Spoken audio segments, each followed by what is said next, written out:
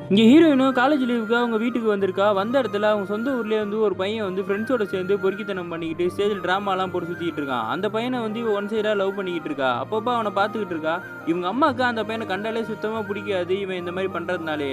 ஒரு நாள் இந்த பொண்ணு அவனுக்கு சிக்னல் கொடுக்கறத அவங்க அம்மாவும் பார்த்துடுறாங்க.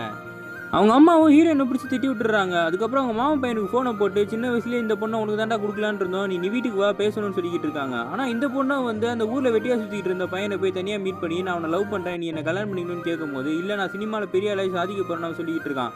முதல்ல அவன் மறுத்தாலும் அதுக்கப்புறம் இந்த பொண்ணை அவனும் லவ் பண்ண ஆரம்பிச்சிடுறான்.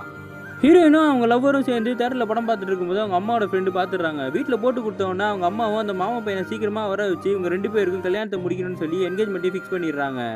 இந்த பொண்ணு அவங்க அம்மா தனியாக கூப்பிட்டு, நான் இவனெலாம் கல்யாணம் பண்ணிக்க மாட்டேன், இந்த ஊரில் சுற்றிட்டு இருக்க பையனை தான் கல்யாணம் பண்ணிப்பேன்னும் போது, அதெல்லாம் எனக்கு தெரியாது, அவனை எனக்கு சுத்தமாக பிடிக்காது, நீ இவனை தான் கல்யாணம் பண்ணிக்கணும், அதையும் நீ பண்ணிக்கிட்டேன்னா என்னை பணமாக தான் பார்ப்பேன்னு அவங்க அம்மா சொல்லிடுறாங்க. இந்த பொண்ணு போய் அவன் லவ்வரை தனியாக மீட் பண்ணிவிட்டு நம்ம 2 பேரும் ஓடி போயிடலான்னு சொன்னால், இல்லை எனக்கு அவன் டைம் வேணும்னு சொல்லி அவனும் கேட்டுக்கிட்டு இருக்கான்.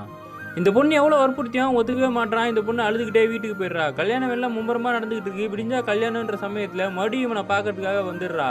நீ வந்து ஏற்றுக்கவே மாட்டேன்ற, நீ ஊன் மட்டும் சொல்லு, நான் தாலி கட்டுற வரைக்கும் வெயிட் பண்ணுவேன், நீ கண்ணை மட்டும் காமிச்சேன்னா நான் வந்து கிளம்பி வந்துடுவேன்னு இந்த பொண்ணு சொல்கிறா. அதெல்லாம் பார்ப்போம், குடும்பத்தை நீ அசிங்கப்படுத்தாதன்னு அவன் சொல்லிக்கிட்டு இருக்கான். ஆனால் என் கல்யாணத்துக்கு அப்புறம் மட்டும் நீ வந்து என்னை லவ் பண்ணுறேன்னு சொன்னா நான் செத்து போயிடுவேன்னு அந்த பொண்ணு சொல்லிக்கிட்டு இருக்கா.